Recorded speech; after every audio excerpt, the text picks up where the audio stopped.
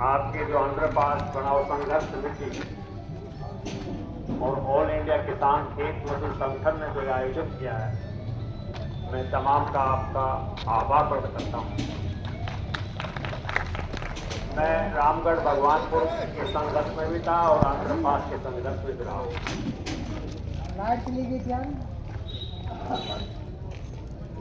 ये जो पहल है आपकी, कम से कम मैंने नहीं सोची थी। ये डॉक्टर राजेंद्र खरब का फोन गया मेरे पास, ये रामगढ़ भी आए थे, जो इस आंदोलन के संयोजक थे, एक धरना के आंध्रपास के, जिससे हम निकल कर आए। ये इतनी गंभीर समस्या थी तोबड़ा अटेली मंदिर आसपास के लोगों के लिए कि कहीं तो रेलवे लाइन को आप क्रॉस करो, खेत में जाओ, और ये हमारा शमशान घाट है, यहाँ आओ, जिसको सवेरे एक दिन आना पड़ता है। हमारी माँ घसियारी, हमारे पशु, गंभीर समस्या। इस सरकार ने आंख बंद करके ये ऊपर बना दिया और लोग मरो गिरो कोई परवाह नहीं। आप लोगों ने पंचायत करी, संघर्ष कमेटी बनाई, संयोजक डॉक्टर राजेंद्र खरब ने इसी स्थान के ऊपर एक मोर्चा लिया, लंबा संघर्ष चलाया और आखिर में ये आपका मांग पूरी।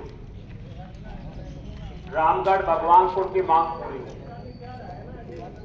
माजरा एम्स की मांग पूरी हुई, और जो मास्टर जी जो बता रहे थे, बहुत लंबी सूची है।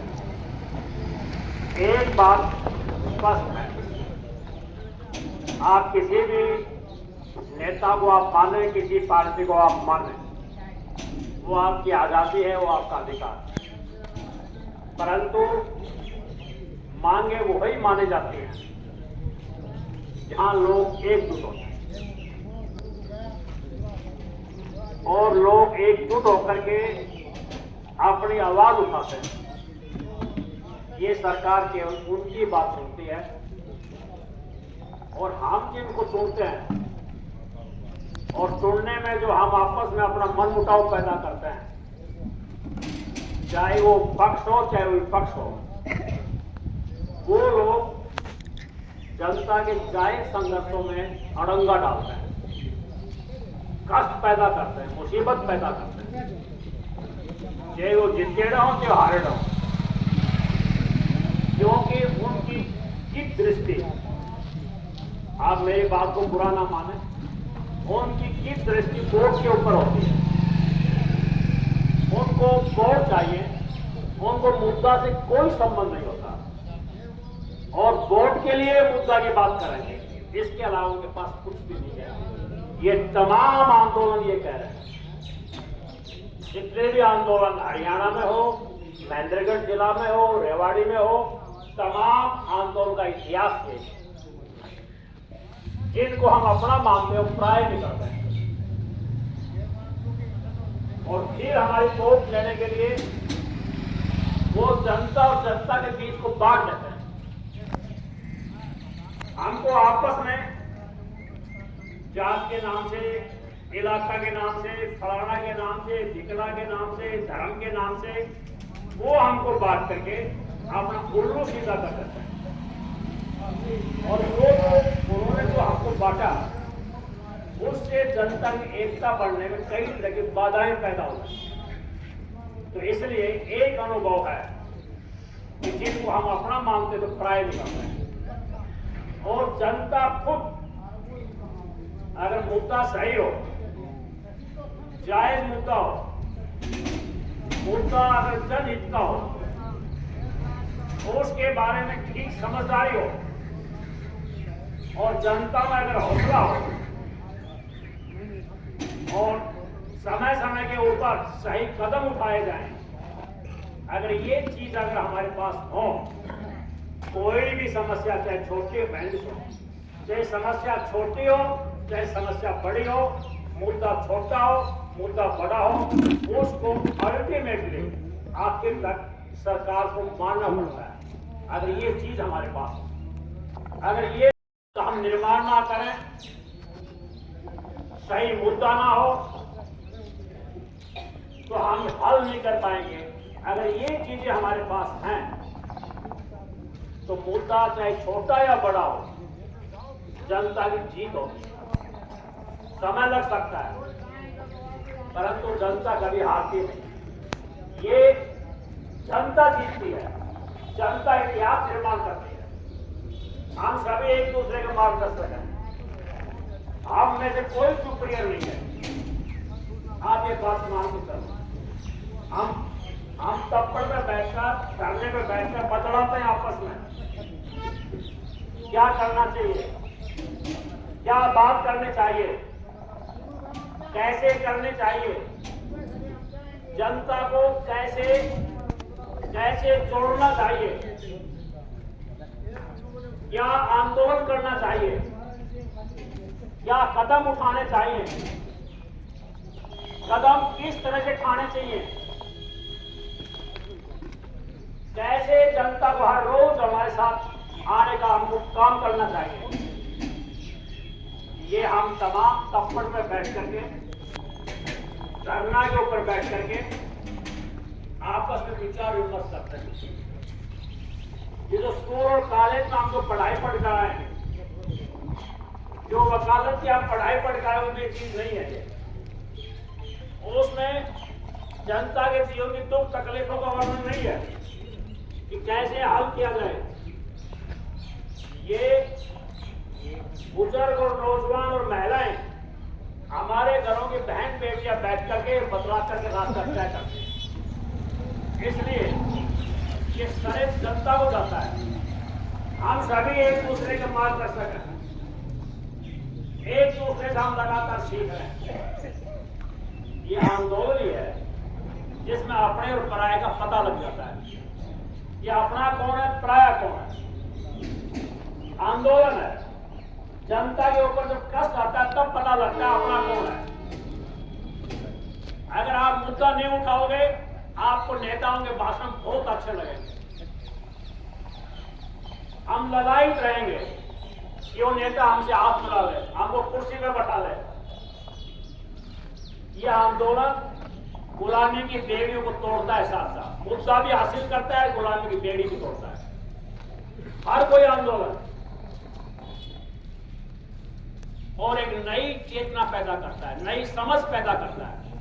जो साहब सतीश जी कह रहे हैं, एक नई चेतना आती है।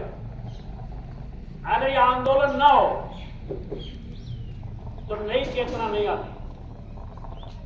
और हमारे जीवन की जिस तरह से समस्याएं लगातार बढ़ रही हैं, हमारा अंडरपास बन गया परंतु हमारे जीवन की तकलीफें बरकरार है। हमारे किसान सरकारी आंकड़ों के मुताबिक हर रोज आत्महत्या कर रहे हैं। हमारे घरों के नौजवान लड़के कितनी कड़ी मेहनत करते हैं, वो नीट का पेपर रद्द कर दिया जाता है। लेक्चरर बनने के लिए, टीचर बनने के लिए गलत प्रक्रिया को अपना करके हाई कोर्ट खाता लगा देता है। हमारे घरों के बच्चे जो कड़ी मेहनत करते हैं, महंगी पढ़ाई जो लेते हैं, उनके कैरियर को चौपट एक मिनट में कर दिया जाता है। इस प्रदेश का नौजवान बहुत निराशा में, हताशा में, अखबारों में आ रहा है, वो बेटियां रो रही है, उनके हमने मेहनत की, पेपर रद्द हो गया। आप देख रहे हैं तमाम किसानों के ऊपर लगातार कोड़े बरसाए जा रहे हैं। एक के बाद एक अनेकों समस्याएं हमारे समाज में है, हमें उनको लेकर भी लड़ना है। हम एक प्रयास कर रहे हैं, मैं आपसे समर्थन भी उस बारे में मांग रहा हूं। ये जो आने वाला 25 अक्टूबर है, जो सामाजिक संगठन है, ऑल इंडिया किसान खेत मजदूर संगठन, ऐसे ही पढ़ने वाले छात्रों का संगठन है, नौजवानों का संगठन है,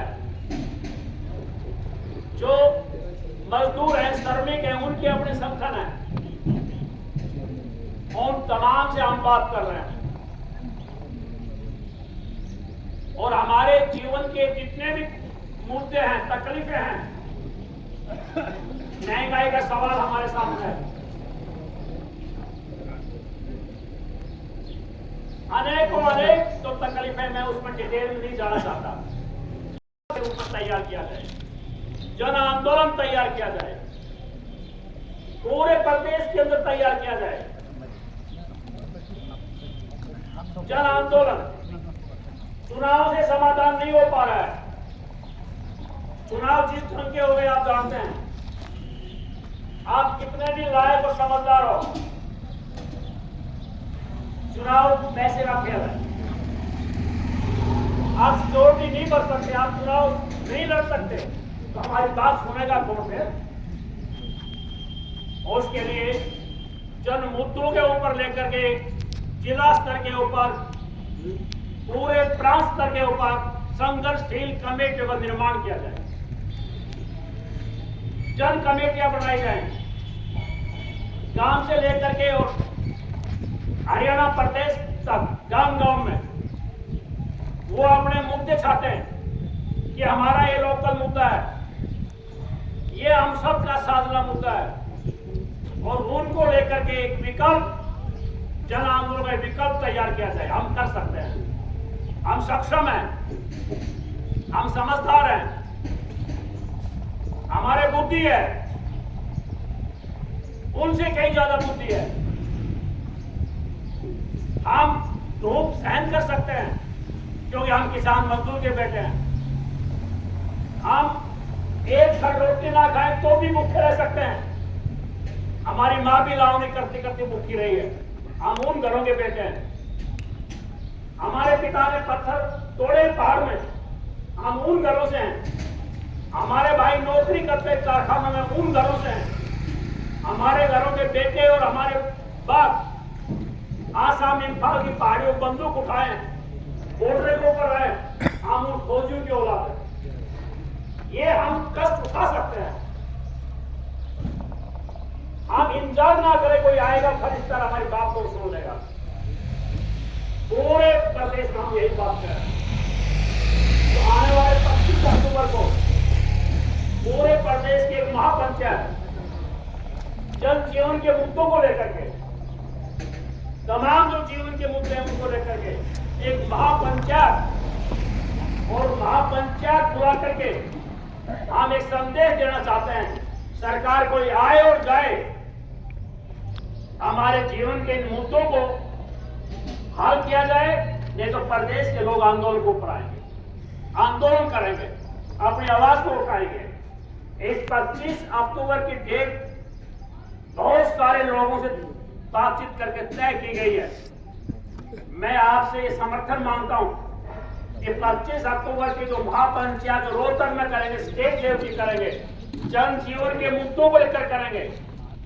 एक जिला नहीं, पूरा प्रदेश संघर्ष के रास्ते के ऊपर आए और अपने हकों के लिए, जो हक है हमारे, उन हकों के लिए आवाज उठाना शुरू करें।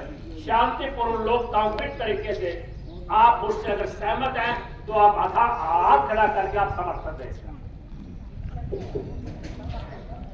हम कल पूसा में जा रहे हैं किसी एक मीटिंग करने के लिए।